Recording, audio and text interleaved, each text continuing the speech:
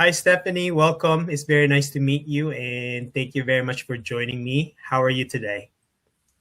Hi, Joseph. It's so good to be here. I really love your show, and it's a pleasure today to be able to share my story here.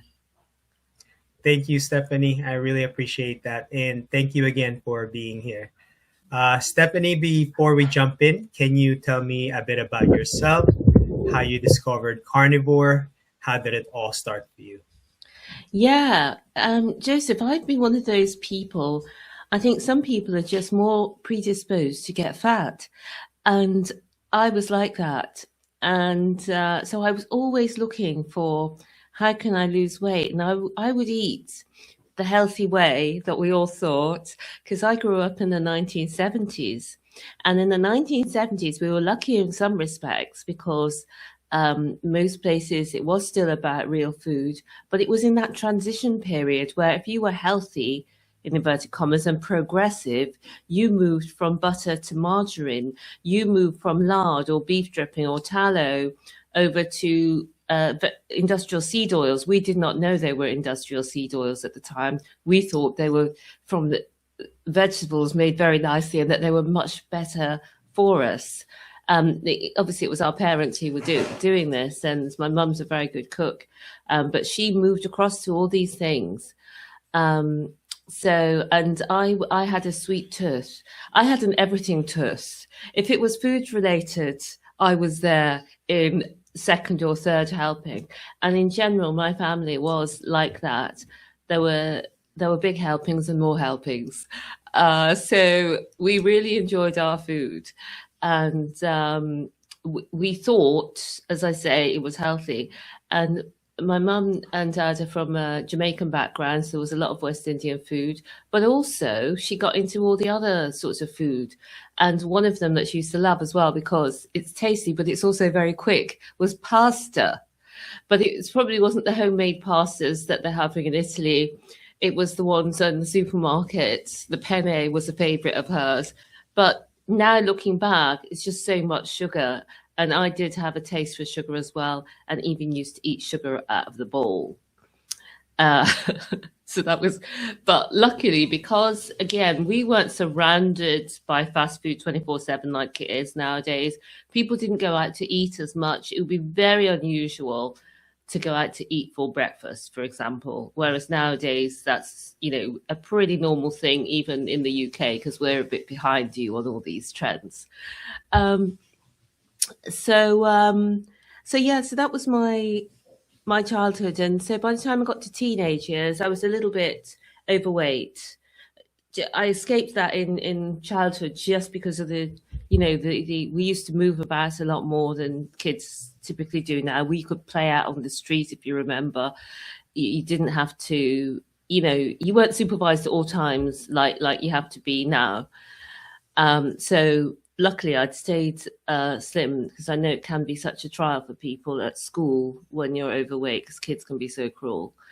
But yes, in my teenage years, I started to get and fatter, and I I maxed out at about a UK size 20, which is a US size 24, or is it the other way around? No, it's a UK size 20 and a US size 16 that I maxed out about. But over the years, I tried every diet. I tried every way of eating. I was interested in losing weight. I'm not going to deny it. But I was also interested in health. I was also interested in, what the environment and animals, looking after animals. And I read a lot of books. I read about the paleo. I tried that. I did the whole food 30. I just overate on all of them. And because they're carb based, even the paleo, there's a lot of carbs in it if you're a carb person, as well as the meats. And I maybe did the version of paleo with a bit less meat, but thinking this isn't where I should focus. If I want to lose weight, I need to focus on the veg, is what I thought mistakenly. So I did the paleo, and after that, I read the China study. Now, this book was clever because it didn't say it was a vegan book. Otherwise, I may not have picked it up. Anyway, it was so compelling. John Campbell is at the China study. It's Campbell is the surname. I'm not sure on the first name, but he gave all of the reasons of why, through research, why we ought to avoid meat. And of course, also there are ethical reasons he was bringing up, etc. And I thought, wow, that's very compelling. I also then read the book by Michael Pollan, and the tagline of the book was, "Eat real foods, mainly plants, not too much." Words to that effect. And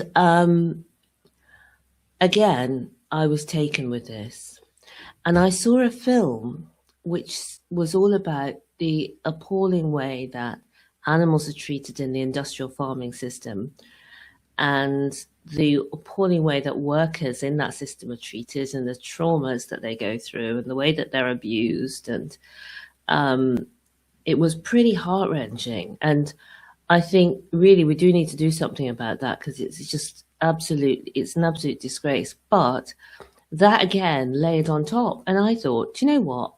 We don't need meat. We can get all the nutrition we need from plants. I was absolutely convinced about this compelling story.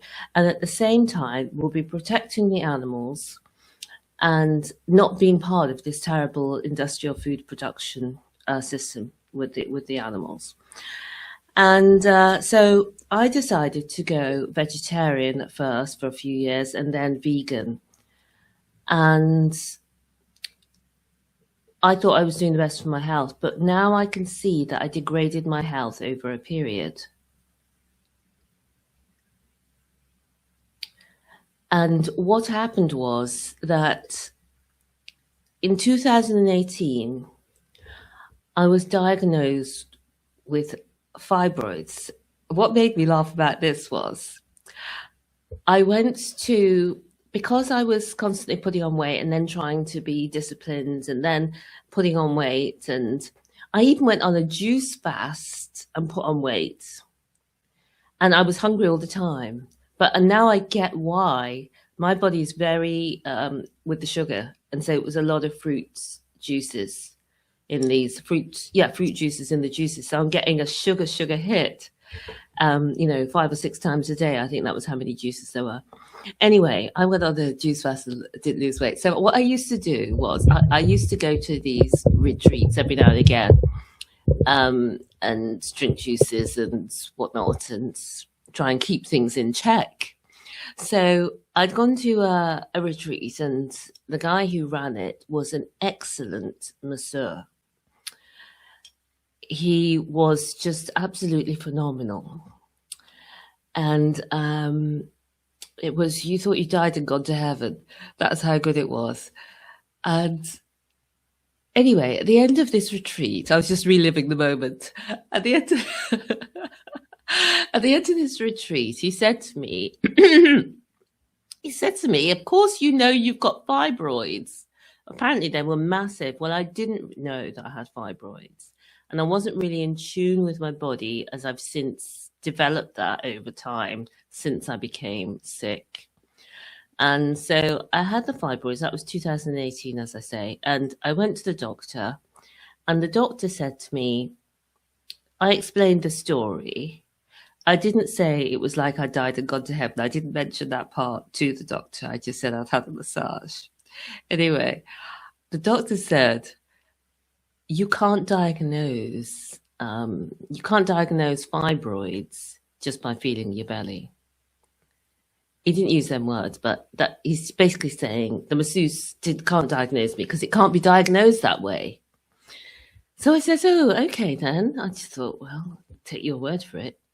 And then you will guess what happens next, Joseph, because this is what happens with doctors. I don't know if they don't hear what they're saying. He asked me to get up onto the bed, and he started feeling my belly. So that is how you diagnose. Sorry, that is how you diagnose fibroids. But he obviously felt that nobody else, apart from a qualified doctor, can diagnose fibroids. Whereas this guy, with being the masseuse, I'm sure has felt more bellies than the doctor. But anyway, as an aside, he said, yeah, you've got fibroids. Now, I was very anti operations, etc. And I was convinced there must be a natural way to get rid of fibroids. Now, I don't know if I made the right decision there. Sometimes with big fibroids, it can be worth having them removed for lots of different reasons. But as you'll see what happened next, I believe it was connected to having the fibroids.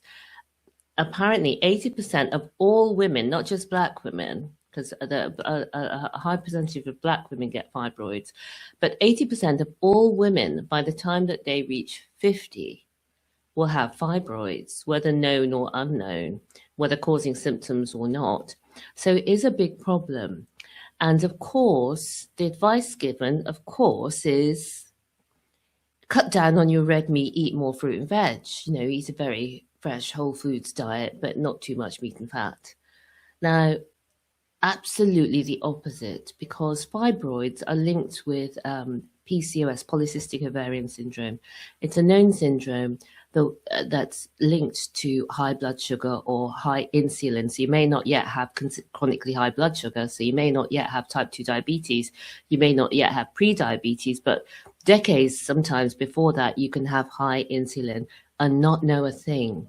And that causes the polycystic ovarian symptoms. And there's been so many stories.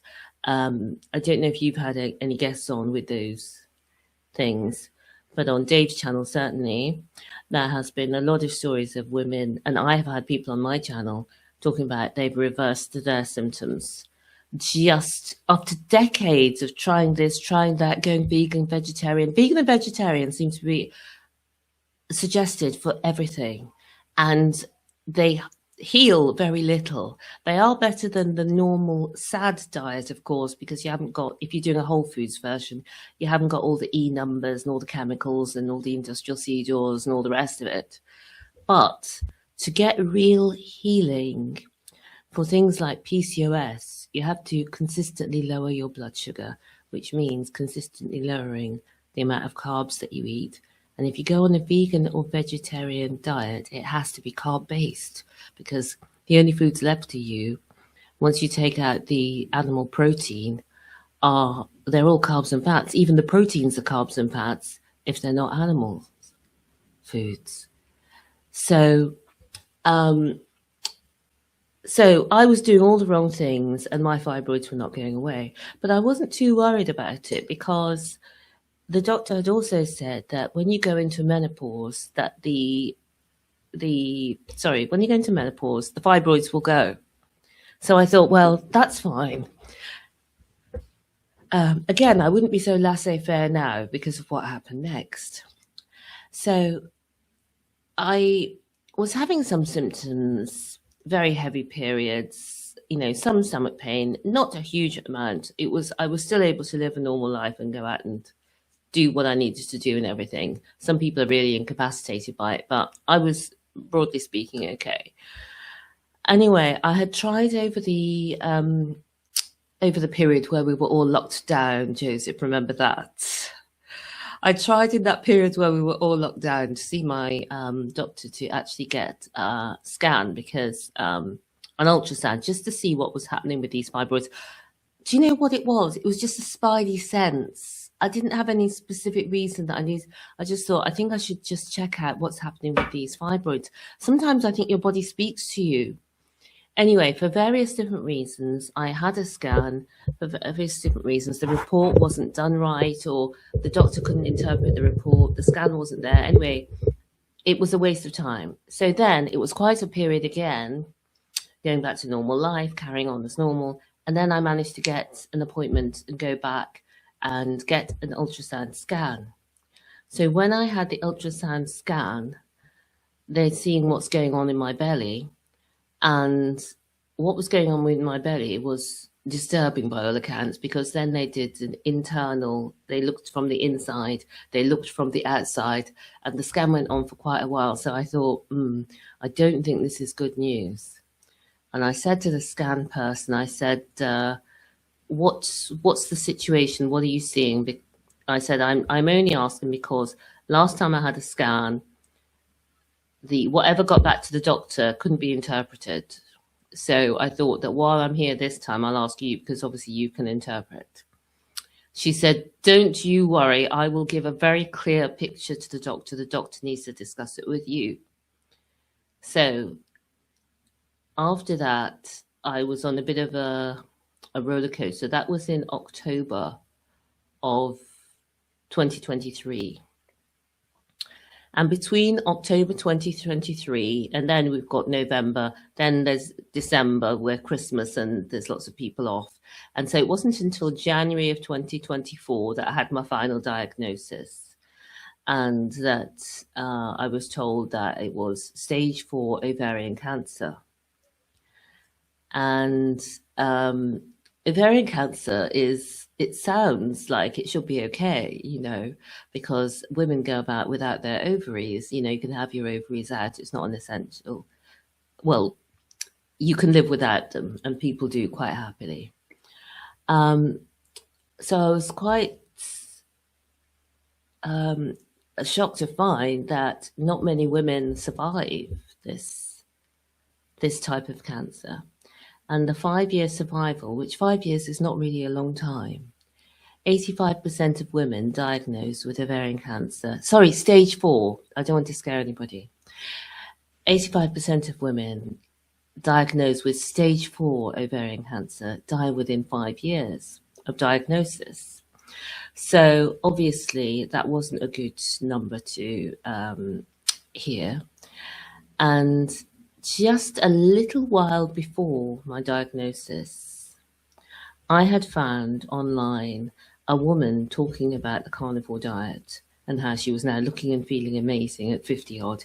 And she was on the cover of the YouTube video with a bikini. And I did have a look at that, I must admit. I watched it, and then I started, all the other ones came up, Berry, Chafee, all and sundry was there. I was watching their videos, and I thought, wow. I thought, I can't believe this. I thought, I can't believe this. Look how long I have been looking. Look how long I have been trying. And all along, the foods that I'm eating are not the ones with the nutrition. It's the meat that I've been turning down. And I like meat. I could not believe it. I mean, I knew it was true. At the same time, I couldn't believe it. I just thought, what a scandal. What a swizz. How we've all been hoodwinked. Anyway, immediately, I went to the fridge. I threw out all of my greenery that I had in there. And I used to have vegetables every day, quite a lot. And I threw all that out. I did not feel bad throwing that away. I kept the hummus. I thought, I'll finish this hummus. And the next day, and I went out and got some steaks. I didn't think I liked minced beef in those days. I went out and got some steaks, and the following day I had steak with the hummus, and it was nice. And I thought, wow, this is all right. And also you can have bacon and egg and things like that. And I thought, wow, this is really good. And also, I'm somebody who loves simplicity. I don't like buying a million things and having to chop this and chop that and do this and do that. With meat, it's very easy. With the supermarket shopping, it's so easy.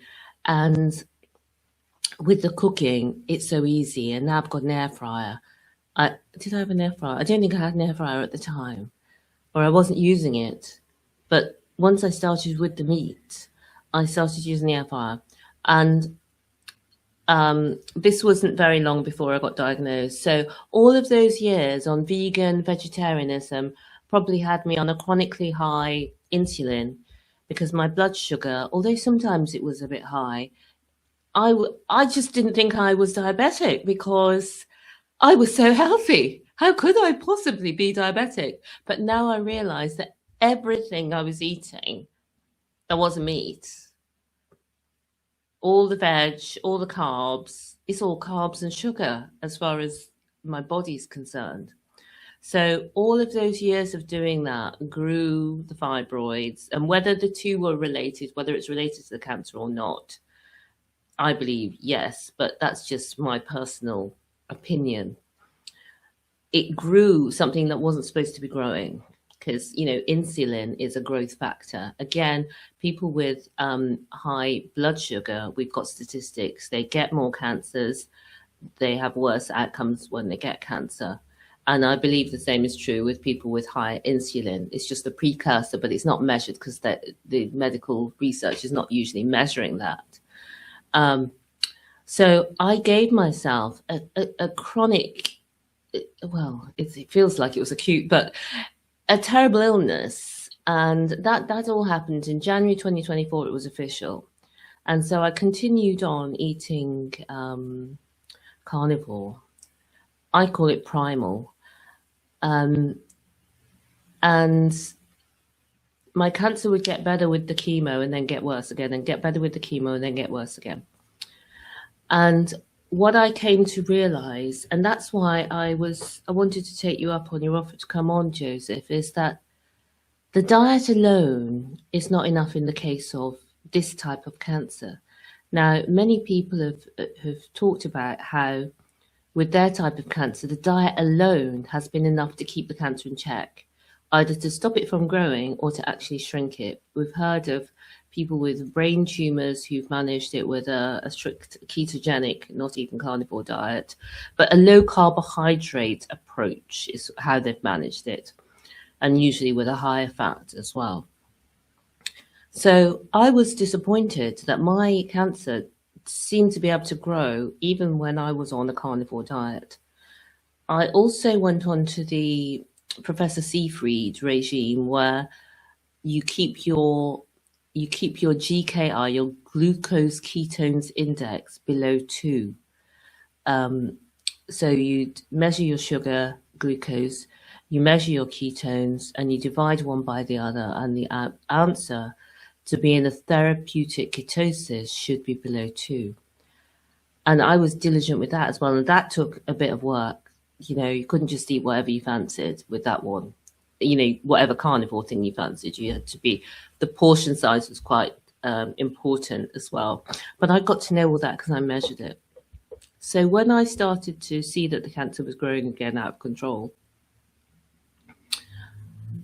I came to realize with shock and horror that although all cancers grow on sugar, some cancers can also grow on ketones, or in the absence of sugar. They can grow on other food sources. Glucose and glutamine are what Professor Seyfried talks about, but there are cancers that can grow on ketones. My cancer can grow even when I'm very strictly ketogenic or carnivore. And I even went on different ones where different types of smaller versions of carnivore, like the Paleo ketogenic diet, etc. So I've tried a lot of different ways of eating over the period, and I got a bit disheartened. And I just wanted to encourage people, if your cancer is such that either the advanced stage of the cancer or the type of the cancer, the bigger your tumors get, the more that they can survive on anything. And my tumors were absolutely massive. My belly was, did I put the pictures on Dave's? I can't remember. My belly, anyway, I looked 9 months pregnant. My arms and legs had gone really skinny, but my belly, where the tumors were, looked 9 months pregnant. I looked as if I was about to drop triplets or 4 babies. It was so massive, my belly. And it fills, the cancer caused the belly to fill with fluid as well. And so it really looks like you're pregnant. It's the same shape, everything. So it was disheartening until I realized what I've just explained to you, that not all cancers are so solely restricted to sugar. And I was given a terminal diagnosis in March of this year, March 2026, with my oncologist in the UK, my cancer doctor in the UK. And people with my symptoms on average lived between 3 to 6 months. So, you know, some people who were in the situation I was in at that time would already be dead, because now we are 4 months on. And I can't tell you how I went downhill, not just the diagnosis, but between November, December, I was away. I'd gone to Cyprus. I was trying to live my best life in the time I had left. I was feeling very healthy. I'm mentioning my stomach because that's where the cancer is. Not that I think people should have a flat stomach, but mine, I had a flat stomach, and I was wearing bikinis and taking pictures and putting them up here and there and there. And I felt amazing. And I thought, wow, I'm going to be going traveling. I'm going to do this and that and the next thing. Anyway, that was November, December. Between mid-December and mid-March, the cancer grew so much, it was like I was a different person. I was totally unrecognizable. The lethargy, the tiredness, it was just like the life is being drained out of you, literally. Everything that I do is growing the cancer. And my body is not putting up any, well, it must have been putting up some sort of fight because I was still there, but it wasn't doing what a healthy body would normally do. And it was very scary. It came to the point, you know, I couldn't really stand up without help. You know, getting out of a chair was something I had to work up to. I would sometimes go upstairs at home, and I would sit on the bottom step, working up to it. It's like an expedition. I would sit on the bottom step, start scrolling, and forget where I was, and then sort of come to and think, oh yeah, I need to get upstairs. And then it would be like, trying to get up the stairs, because your muscle, it's the speed with which your muscle goes. I've just never seen anything like it, because I'm quite strong naturally. But I was so weak, so tired, obviously started to get depressed.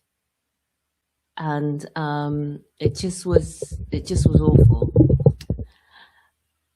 And then you start to think, I don't know if I can live like this.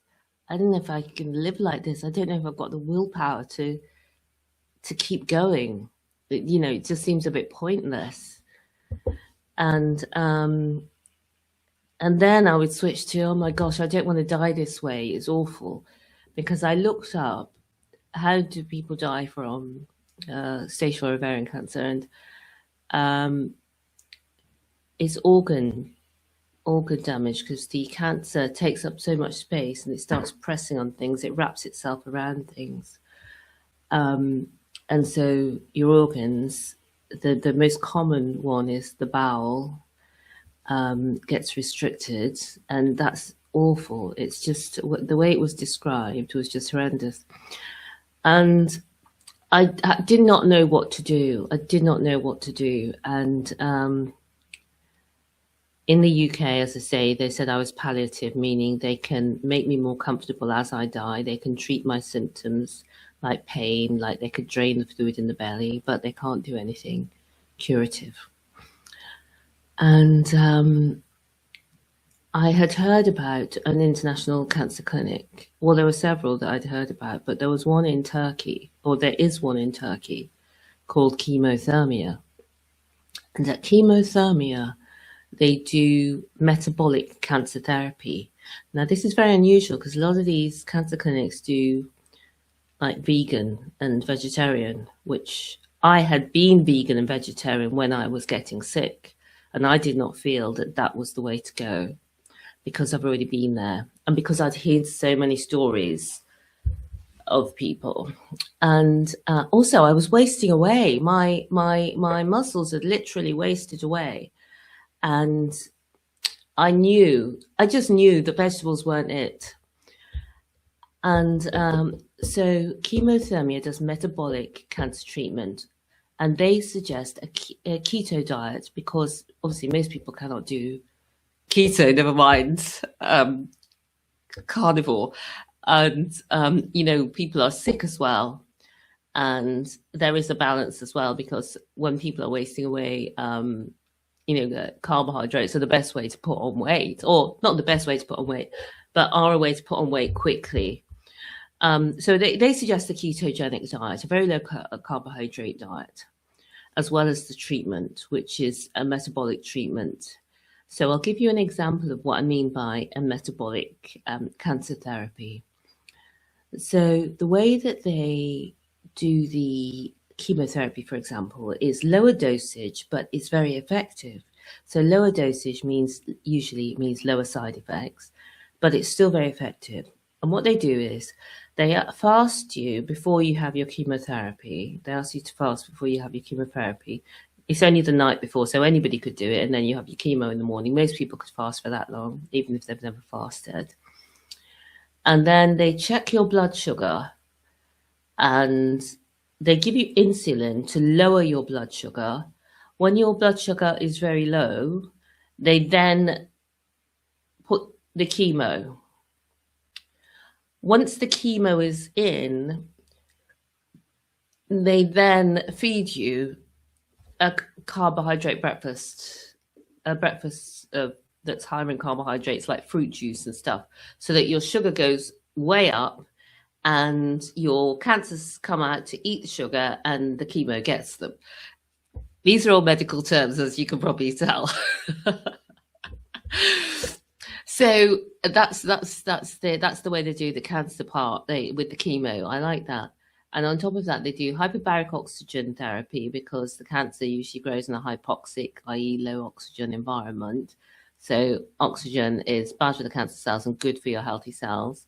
And they also do hypothermia, because cancer cells are less resilient to high heat, high temperature and low temperatures. But they do a local hypothermia, where you just have the heat put on your belly, and they do a box where you get in the box and they heat you up to 55 degrees odd. And yes, so that's the treatment that I've been having in Turkey. And before I went, I was on death's door, and not exaggerating at all, I had to get a wheelchair to go through the airport. I was just a shadow of myself. My face was I can't even do that. I've got fat cheeks again. But I was just very drawn and very thin with a massive belly. And but when I came back, when I had the scan again in, a couple of weeks ago, 75% reduction in the tumors, and between half and a third reduction in the activity of the tumors. So that shows you how this cancer, I thought, how's it still there after 3 months? But that is it's a radical improvement, because what you see happen is, like, when the cancer takes over, you can see the cancer's massive, the rest of me is tiny. Now the rest of me's come back, and the cancer is shrinking. We've seen that. So I will be continuing the treatment, but I just wanted to put this out there, because there's maybe people in America, for example, you pay for your treatments in America. So you're used to it. We're not used to it here. We're not used to paying for it at the time. We're used to paying the high taxes. But anyway, in America, you've got to pay for your treatment, even if you've got the insurance and all the rest of it. And it can be very, very expensive. So I just wanted to say that if you've been given that terminal diagnosis for cancer, and you still feel as though you want to try to live on, which you may or may not, people have different perspectives, then there are other options overseas and to consider. Because I'm so glad that I found that. because it doesn't feel like good to extend life when your life is so bad and you can't really enjoy it. But now that I come back to life, and my body's come back to life, my brain's come back to life, it just feels so good to still be here and so happy. Wow, Stephanie, your journey is quite something. I think your perspective and your experience is, truly something I need to hear. I can only imagine the symptoms you've experienced this past couple of years, and even before that. I think it's just remarkable how you're pretty much doing all your research and doing everything to get over this. Yeah.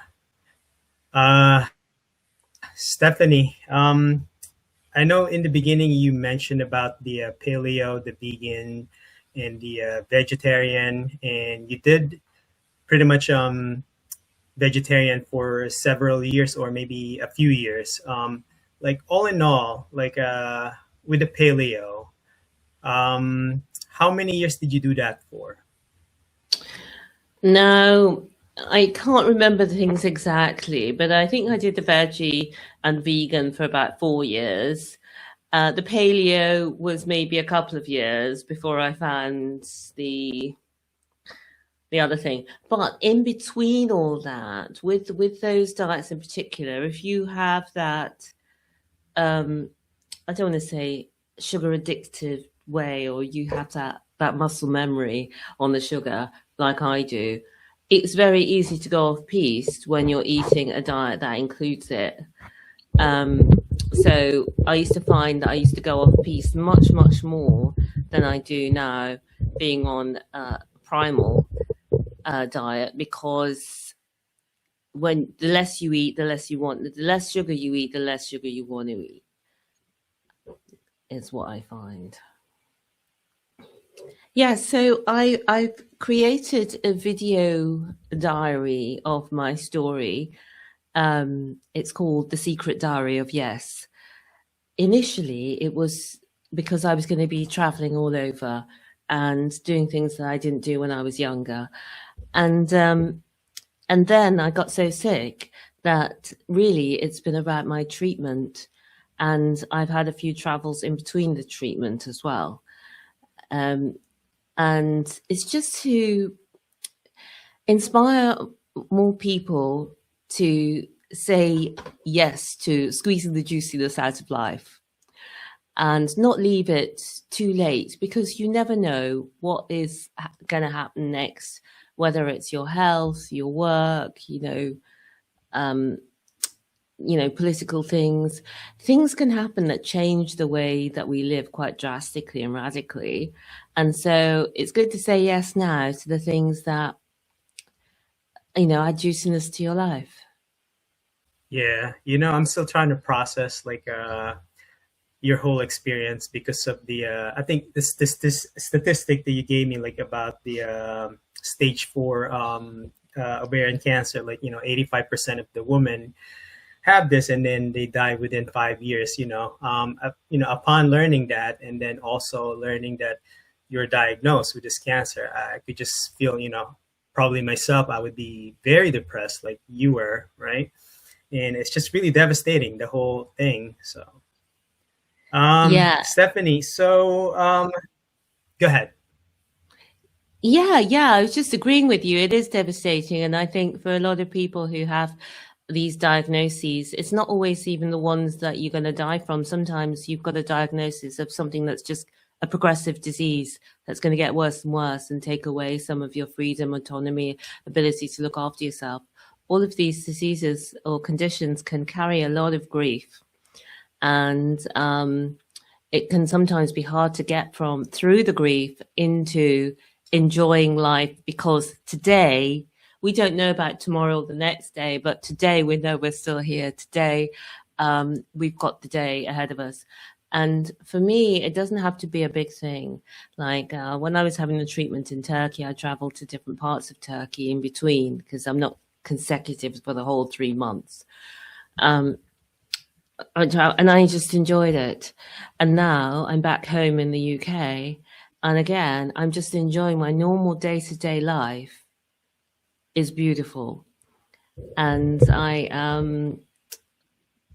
you recognize the pleasure in like getting up and the sun shining, enjoying the breakfasts. Like I like usually, since I came back, because in Turkey it's a mainly Muslim country, and so there's not a lot of pork.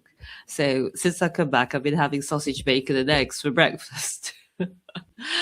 Today I put a bit of beef with it. But yeah, just enjoying those simple pleasures, enjoying your family and friends, and also not doing all the stuff that you don't want to do anymore. That because you realize, what is the point of all this BS stuff that you used to do because you have to look a certain way, or you're worried about what other people might say, or any of the other things that we tend to do. It does give you a bit more freedom to live your life however you want to live it. Wow, that's beautifully said. Stephanie, so you talked about the vegan, the China study, and I think another book you mentioned about, I think it was Michael's the other author, about red food, eating mainly plants. And I'm sure you did your research before doing vegan and vegetarian.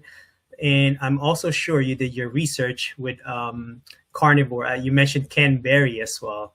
So how long did you do this study? Were there like specific video you saw like that made you like just jump onto carnivore right away? And I was like, you know what?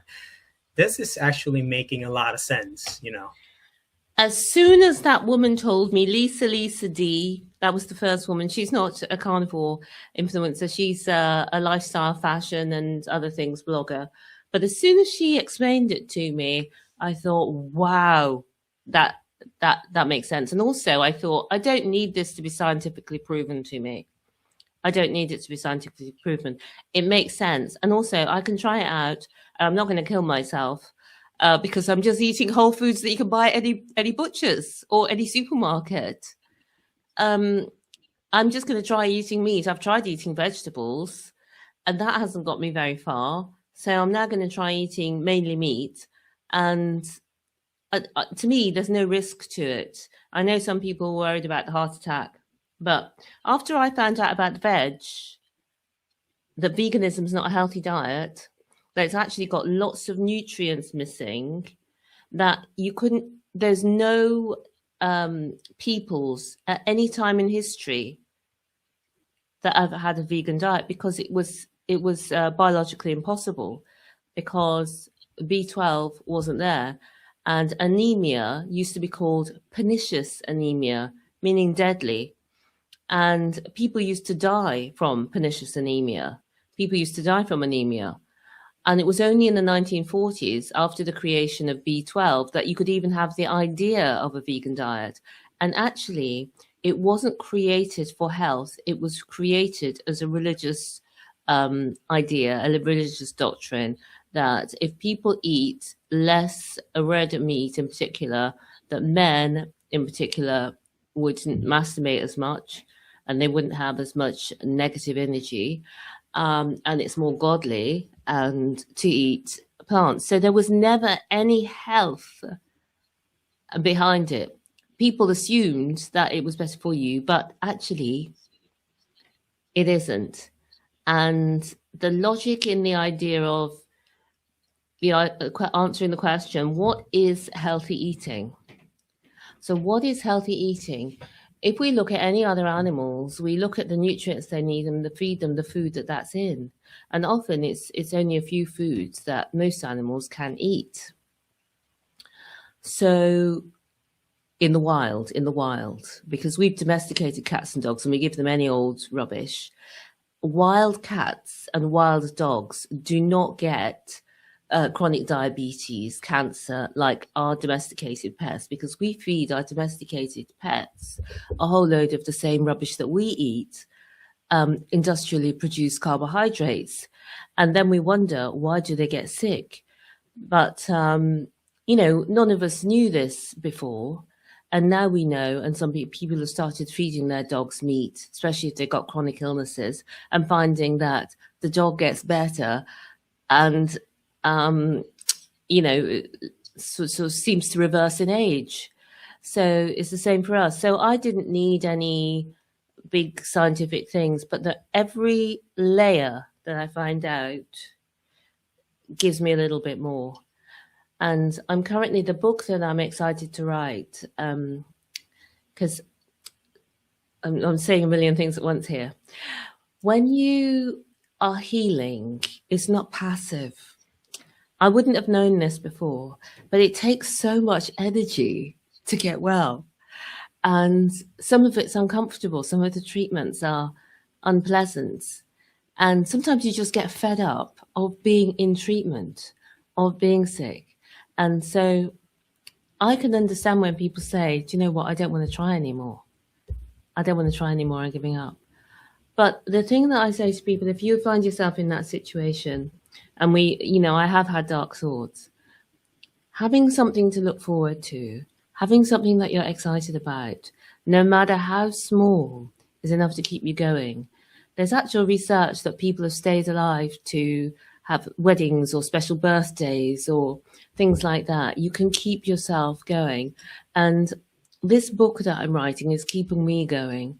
And it's all about, people ask me, because we have a health coaching, Happy Sexy Health, where we help people transition, and my sister and I, this is, people ask me, oh, but what about blood pressure? What about cancer? What about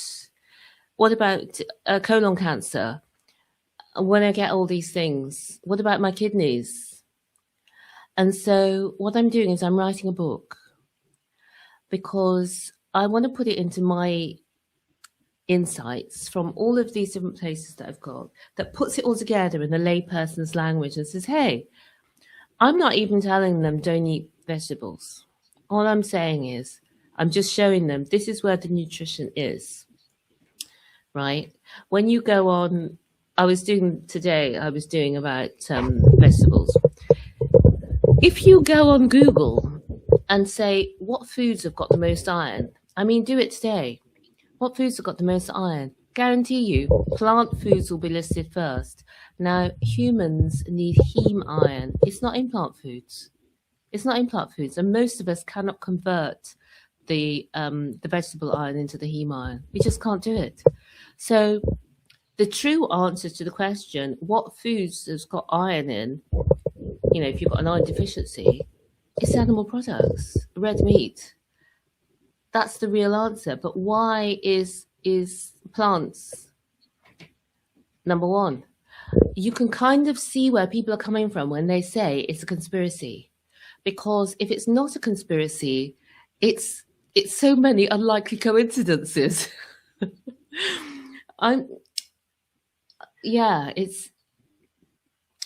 So I want to put that together. So it's all in one place of the truth about food, so people can make their own decisions, which the logic of it says that you do need to eat some meat or animal foods to get the right nutrition from whole foods without supplementing. And some people can eat some vegetables and fruit without harm, and others can't. And that's a bit of a self-testing process to see what you can have in your diet and what harms you and what doesn't. But none of us are really designed for the grains and all the rest of it. And I think the grains and the industrial produced carbs, nobody's advocating that we should make our diet on those. Even the food plates suggested by the government has now reduced. It used to say make it 75% carbs, including the veg. And now it's saying it's turned its tables, about time. And it's good to see that things are beginning to change, and the word is beginning to get out because of channels like yours, Joseph. And I'm so grateful because I just want to share the words. because I really feel that if I'd been eating the right way for my biology from day one, or even day 2 or 3, if I had been eating right, I would not be in this situation of having this terrible illness. But having said all that, I'm grateful because I've been able to find treatment that works for me, even after the doctors in the UK said that I was a lost cause. Wow, Stephanie, everything you said is very well said. I really like how you explained the whole iron deficiency thing, and like how they, is plants is listed as one of the source, but the heme iron, you can only find this in with meat. Um, I wanted to ask you, Stephanie, about your motivations, because you covered a little. You talked a little bit about the, how some people who had this diagnosis and they just want to give up and they don't want to pursue anything else. And but for you, you're looking forward to what else is out there for life. What is your motivation now? Like, do you feel like sharing your story so people can be aware? Is it like a sense of duty, or maybe just spreading awareness, or are you frustrated with the current medical guidelines and the nutrition? Yeah, I think the thing I've noticed since I've become sick is that actually we think that a lot of things are important, but actually there's very few things that are important. So for me, those things are my family and connecting with close friends. And if I just did that for the rest, I would enjoy it. But what gets me excited is the creation, to create the ideas that I have into a book, that if somebody says, hey, Steph, I think this is a load of rubbish, what you're talking about, eating meat, you can't eat meat, because the book contains the myths, the main myths, like red meat will give me a heart attack and hurt my kidneys and give me gout. And you need to have balance, and fats will give you, sorry, am I getting this right? Red meat will give you cancer, I think, and the saturated fat will give you a heart attack. So each of the myths we've got talked about so that people can really see and assess for themselves what is right and what is wrong. And the people who pick up the book in general are going to be people who are not feeling on top, they're not feeling in great health. And so knowing that when I was looking for something and I went to a book and it told me all the lies about the vegetables, and they are lies, it's called research, right? But they're based on such flawed research of the food questionnaires where people have to remember what they ate last week or 3 weeks ago. And so we talk about why that data is flawed. And when we actually do experimental data for the same things, we don't get the same results. And so the experimental data is actually safer. So I go over all that in the book, and I'm excited to give birth to the book. And so definitely that gives me, that makes me feel as though I'm fulfilling an important mission. So in some ways, when you think you've got all the time in the world, you can procrastinate, or I could procrastinate, let's be real here. But now, at the moment, since having the treatment and coming back and having my brain come back on and having my excitement level get switched on again, I'm excited to create this book and put it out into the world. That's really cool. You tell me once the book comes out, and I want to tell it on my channel also. Just spread the word so that people can read it. That's pretty awesome. Stephanie, what was your favorite food before even finding out carnivore? Because you've tried many diets in the past. So is there anything specific? Yes, I've got quite a few favorites, but I had gotten into the habit of eating this sort of veg and eggs. Actually, it wasn't as bad as I thought. It was the veg that were the wrong bit. Anyway, I used to caramelize red onions and they tasted amazing. They made everything taste better. Caramelized red onions make everything taste better. And the other thing that I used to have, and this is again maybe due to my addictive ways, is raw cashew nuts. Mhm. Now, I was reading in my research for the book, it's something that I actually knew, is that raw cashew nuts cannot be sold just as they are. They have to be treated in very specific ways because they're laced with poison. And actually, the people who work at the cashew nut picking places get very ill because of the poison that's in the cashew nut. And that's the same for all plants have anti-nutrients that stop you from eating them, especially things that are seeds, nut babies. Nuts are seed babies, rather. They're the seeds of the plant, and the plant is trying to protect them in the case of cashews. Now, in other cases, like fruit, the plant does want you to eat the seeds and poop them out somewhere else. But it only wants you to do it at a certain time. So if you eat a fruit when it's not ripe, you're more likely to get sick. We all know that. But if you eat the fruit when it's ripe, you'll be okay. And it has signals of ripeness, like the softness, the color, and other signals, so that the animals know which fruit is good to eat and which fruit is not. So I used to like cashew nuts and eat them, a lot of them, and I don't think that was ideal. And of course, I liked lots of other the sweet things, and yeah, I mean, there could be lists, I'm sure. Yeah, the sweets are what I feel like is what gets us, because it's pretty addicting, and it's hard, especially, we're taught this different way of like healthy, before finding out carnivore. So yeah, I can really relate to that one. Stephanie, so what does a typical day of eating look like for you now? Yeah, With your battling the cancer, and yeah, also pretty much a day in general, or maybe a week in general. Yeah. yeah.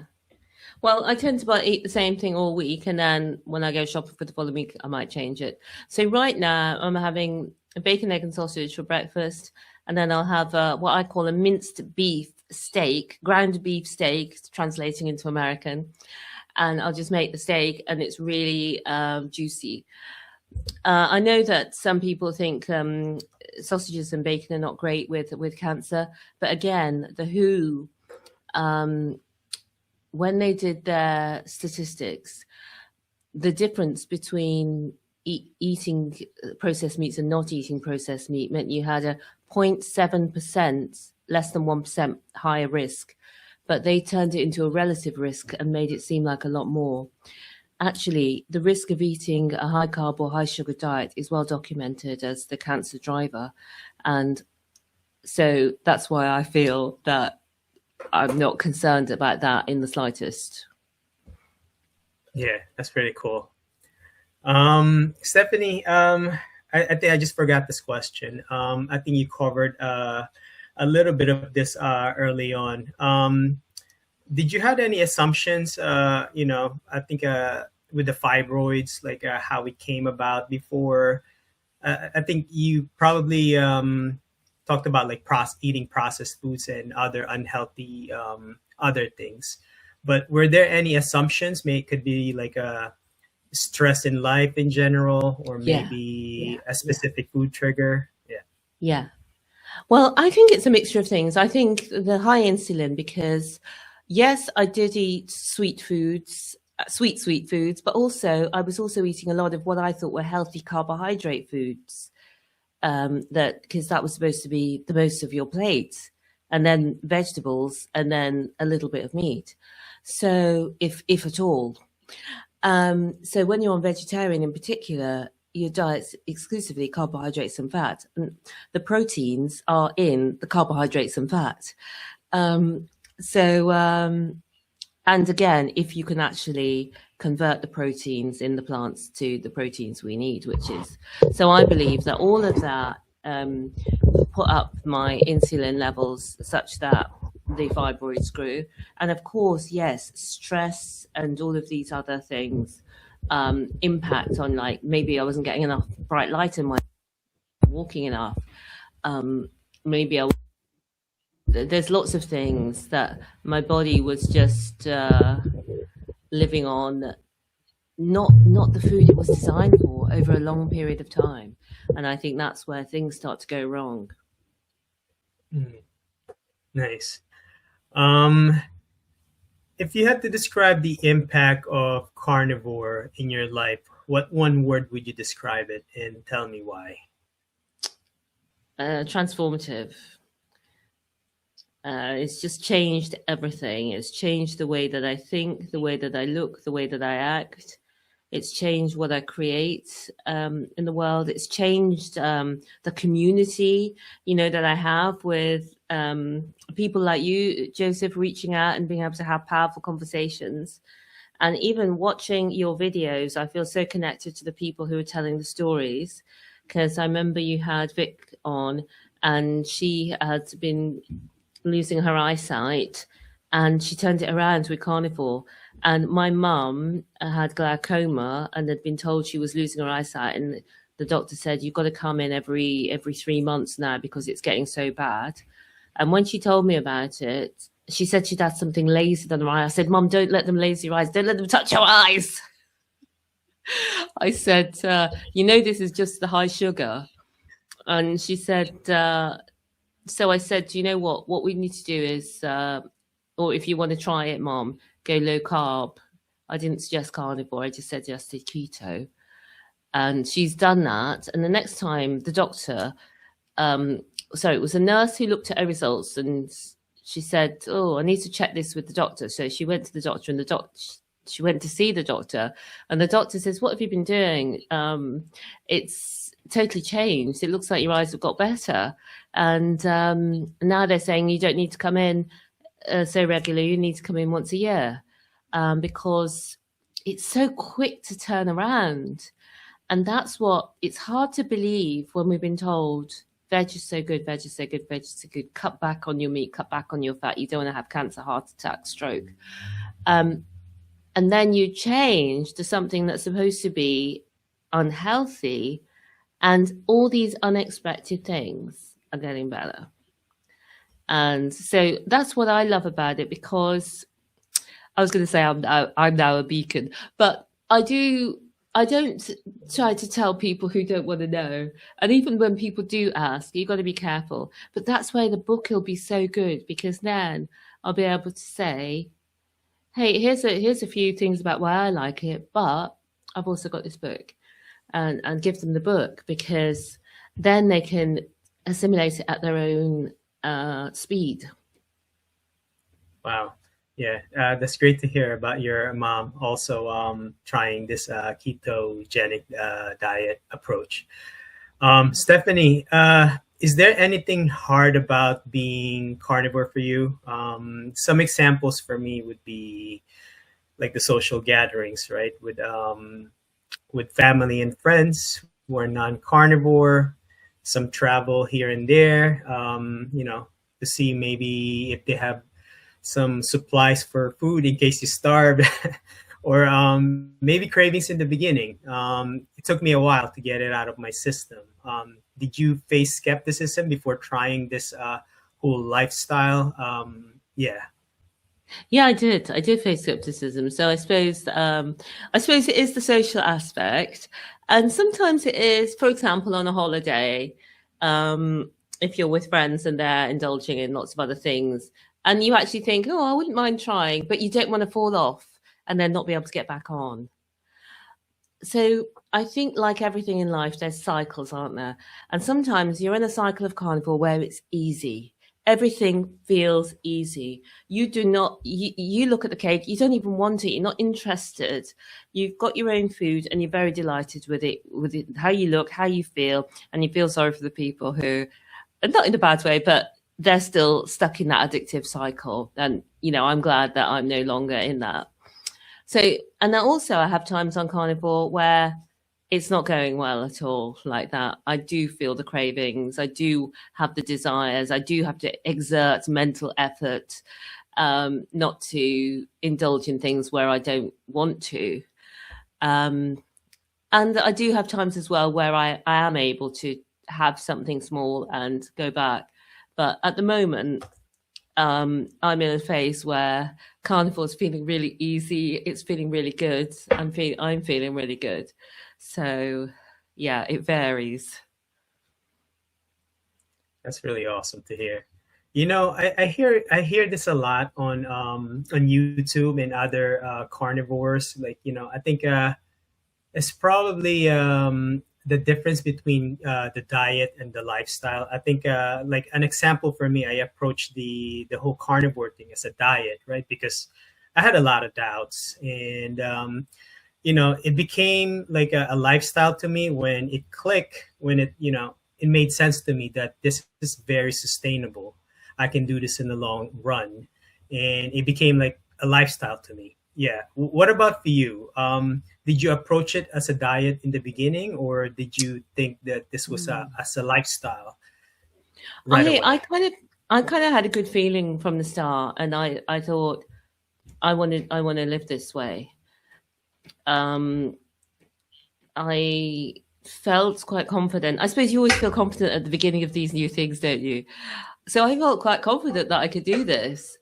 I thought this is the way to go. Absolutely. And I did not realize so many different things would change, because instead of rusting our bodies from the inside, instead of glycating our cells, all of them inside, instead of causing inflammation, instead of hurting our brains, our eyes, our mouth, our skin, all of our body over time, we're now turning that clock back and feeling vibrant and energetic and all of these things through what we eat. So it's like, why would you stop that?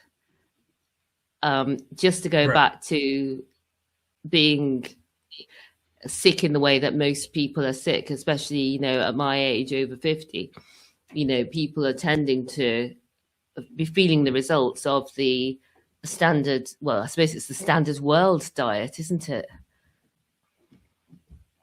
Right. Right. Um, I forgot to ask this question from the beginning also. I think you might have covered it.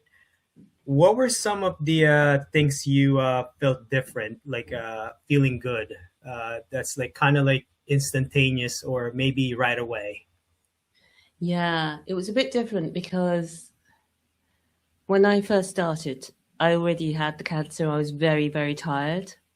And so I expected this way of eating to make the tiredness go away. But that was the cancer that I didn't know about at the time. Um, but I think one of the things that went away straight away is the desire to overeat. Um, I was eating the meal and feeling really full, really satisfied with the meaty meals that I was having. They were quite big, don't get me wrong. They were big meals, but I was feeling really full. Whereas with the vegetables, I had a big meal, and sometimes I would want to eat the same again afterwards. Um, and I started to get worried about that. So the satisfaction is what I loved when I went carnivore. Yeah. Yeah, yeah, that's pretty awesome. Yeah, I feel the same way. I feel like well, my cravings stayed for like over a year, but you know, I had a success as like just being disciplined, but the cravings was always there, but it went away like after some time. Stephanie, so knowing what you know now about the carnivore, the nutrition, and many other things, like if you can give an advice to someone who maybe experiencing a chronic issue, and they see that you've had success with carnivore, but they're very skeptical. They think they're going to get a heart attack. They have no clue, right? And they think it's just going to be against their doctor, and you're in the deep end. What would you tell them now? Well, I would say if you're happy to carry on as you are, carry on as you are. But if you're willing to give this a try, you can experience a transformation in your health. And if it doesn't suit you after you tried it, you can always go back to what you were eating before. So I think I would suggest to them, A, do some reading and research to see if you think it is for you. And even if you're skeptical and you decide, do you know what, I can give this a try. We used to sit, our resets were for 21 days, and we used to have people with us for 3 weeks, because I really think 3 months is the transformational time period. But 3 weeks can be a mini transformation that helps people to dip their toe in and say, hey, I can do 21 days. I can do 3 weeks. So I think if you're finding it difficult to get started, you're worried about it, I would say try a mini 3 weeks. That's very good advice. 3 weeks is pretty, I think, common with carnivores too. I think, yeah. Stephanie, so my last question for you is, where do you see carnivore in the next couple of years? Let's go maybe with 5 to 10. Do you see it going to be in the good light or the bad light? Good light meaning, we'll see more podcasts like this talking about carnivore and, how much healing is doing to many people, curing their diseases, reversing their issues. At the same time, the bad light is, maybe meat prices are going to go high. Media pushing back, more politics inserted to it, and so many other things. What are your thoughts on this? I think the word is getting out, and it's not just a word. It's, Joseph, when you experience it with your own body, nobody can tell you anything. So with all these hundreds of thousands of people who have tried, or maybe millions who have tried carnivore and found that they had relief from their health issues, they know. And maybe they decide, okay, I'm not going to be carnivore, I'm going to be keto, I'm going to be primal. But I think you can't keep down the truth. And it's been kept down for a long time, but we're now in the digital age where we can be talking here on the internet and anybody in the world can listen. And I think the more and more of that we're seeing, you can already see it in America with what's happening with JFK Jr. and the work that's going on even beyond him, that people are seeing what is in the food, what is in these industrially produced foods. They're not health foods. Cereals are not health foods. It's chemicals. It's chemicals, basically. That's what it is, and sugar. And we now need to reclaim and eat real food. Now, real food, the most nutritious of which is meat and organ, but animal products in general. And I think people will start to see that. And yeah, I think maybe there'll be negative things that happen with it. But I think for the people who want to take control of their health, they'll know that there is another way. And when they reach rock bottom, because sometimes you do have to reach rock bottom to be able to get out of the addictive cycle on sugar and processed foods, they'll know that there's another way. And in the past, we didn't know there was another way. We thought we were doing it the right way. We just didn't know. Even somebody like myself, who's been looking for the way for a long time, has never come across this until relatively recently. I just think it's a scandal, really, that our leaders and our medical institutions have have denied us the knowledge about the power of real animal foods in promoting health. And one thing that, again, made me lose faith in the vegan diet was that I found out that there's countries who've made it illegal to feed your baby or toddler a vegan diet, because, including Belgium, because so many were having bad outcomes. They were either malnourished, brain deformities, bones that are turning to dust, or in some cases, in some tragic cases, babies dying, with loving parents who were feeding a vegan diet because they believed that that was the healthiest diet. Now, okay, we can blame the parents, but medical institutions are telling people, go vegan, go vegetarian, cut down on your meat. So I think it's just wrong for us to tell people that vegan is a healthier diet. If people have got ethical reasons not to eat animals, that's one thing. But we need to make it clear it's not the healthiest diet. You're missing out on a lot of nutrition, and you need to very carefully supplement, which is what the Vegan Society website says. So I want to see it come the other way, where we actually know that healthy eating means getting all the nutrition you need from food. And the only way to do that is to include some animal foods in your diet. That's awesome, Stephanie. Actually, sorry, I wanted to insert one more question. For carnivores who's been carnivore for more than a year at least, what would you advise, or maybe just tell the carnivore community who are maybe they're struggling after a year, and they experience all the benefits, but then like a year later, maybe they're experiencing oxalate dumping or lack of electrolytes, but they don't know it, right? And maybe they just like guesstimating some things. Should they just like stay patient, or remain with the lifestyle, or try something else, or a different approach?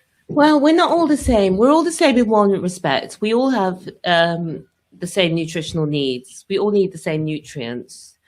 So the main thing is having some animal-based products in your diet, meat, organ meats, and other things if you can tolerate them.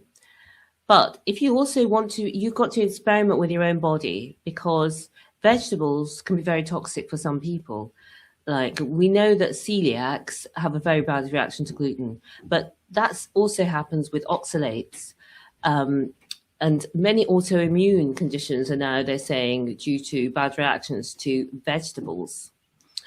Many of the IBS complaints are about different vegetables. So it's each person has to say, okay, I've got the core, that's my meat. Let me try and let me go back to the elimination diet and just eat meat. And then bring in these other things and see what happens. See where you feel good. And if you don't have that addictive side to you, then maybe every now and again you choose to have something that's totally off. I think being carnivore-ish is better than just being carbohydrate-ish. So you do what you can that suits you, that gives you the sort of health that you want and the sort of lifestyle that you want. So you flex it to suit yourself. That's great advice. Thank you, Stephanie. If people want to reach out or connect with you, where's the best place to reach you? Yeah, I would love to see you on YouTube. My diary, my secret diary, is on The Secret Diary of Yes. And we also have Happy Sexy Health on Instagram. So we'd love to see you over there as well. And the book will be Happy Sexy Health. And so we'll let you know when that comes out. Awesome, Stephanie. I'll make sure to post them all in the description so people can reach you. And yes, about the book. Stephanie, thank you so much again for joining me. I really enjoyed hearing your story, learning about your carnivore experience. I appreciate you taking the time to share. Thank you. Thanks, Joseph. It's been great to be here.